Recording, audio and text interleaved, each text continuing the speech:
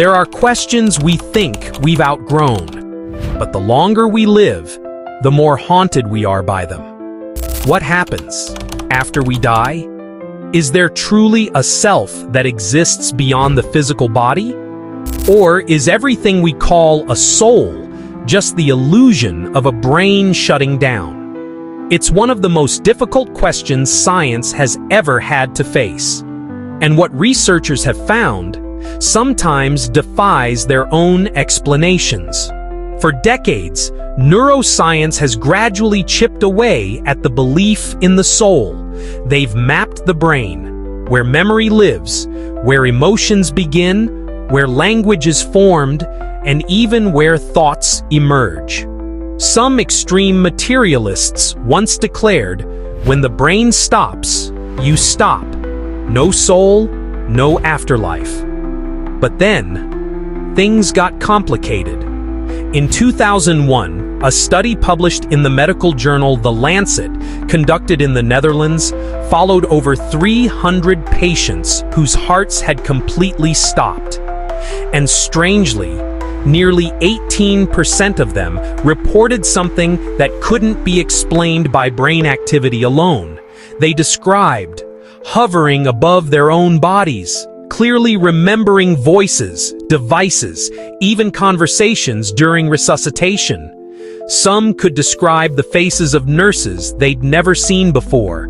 When doctors checked the records, they were stunned to find that these memories matched real events, down to the sequence, the objects in the room, and even who was present. This led to a deeply unsettling possibility. Consciousness might not be entirely dependent on brain function. And if that's true, then even after the brain goes silent, some part of me might still exist. In 2014, the University of Southampton in the UK expanded the research. Almost 2,000 patients from 15 hospitals, all of whom had experienced cardiac arrest. Among them, over 140 described vivid experiences, a state of clear awareness, while their bodies showed no signs of life. One patient, in particular, remembered the exact sounds of the machines, recognized the nurses changing shifts, and described the entire emergency room, despite the fact that his heart had stopped for over 3 minutes. How could that be possible if the brain had already shut down? This forced scientists to rethink the very definition of consciousness. Because if consciousness were just the result of electrical signals in the brain, then once the heart stopped and blood no longer flowed to the brain, consciousness should vanish instantly. And yet, some people seem to remain aware even after their brains have stopped working. Which brings us to an even bolder question. Could consciousness be a form of energy, one that isn't bound to the physical body? And if so, then where does that energy go when we die? If consciousness is energy, then what are love, memory, or the ache of losing someone? Neuroscience tells us emotions are chemical reactions. Dopamine, serotonin, oxytocin, that's all.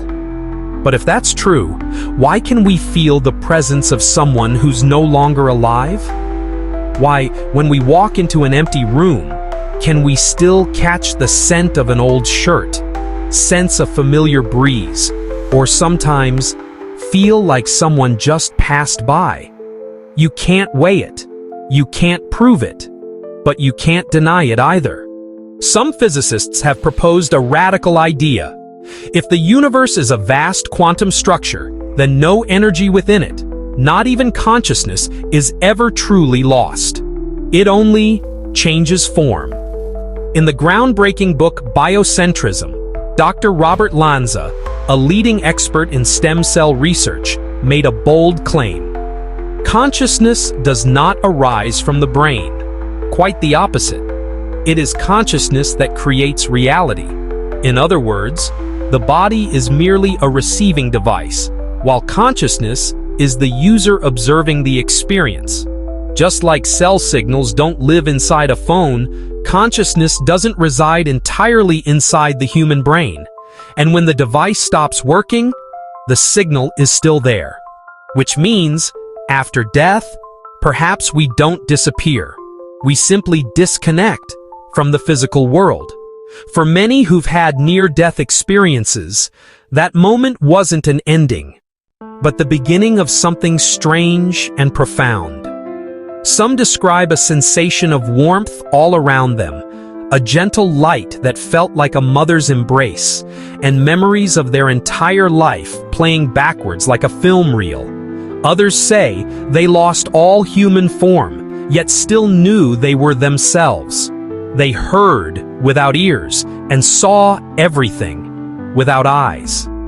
These experiences defy the boundaries of classical physics. Of course, some skeptics insist they're nothing more than hallucinations produced by a dying brain. But then, how do we explain the patients whose brains showed no activity, yet they recalled events with precise detail? How do we explain children who, without any access to information, can describe a past life down to its smallest, most accurate elements? How do we explain that deep, aching feeling that someone we lost is still watching over us? Maybe it's just a story we tell ourselves, a way to keep from falling apart. But maybe it's something deeper, a primal instinct in all of us to reach beyond the limits of what we currently understand. And if the soul truly exists, perhaps it's not some distant, untouchable force. Perhaps it's the very thing you're feeling right now, that you are more than this body, that you still love, you still dream, you still remember, even though none of that can ever be measured by science.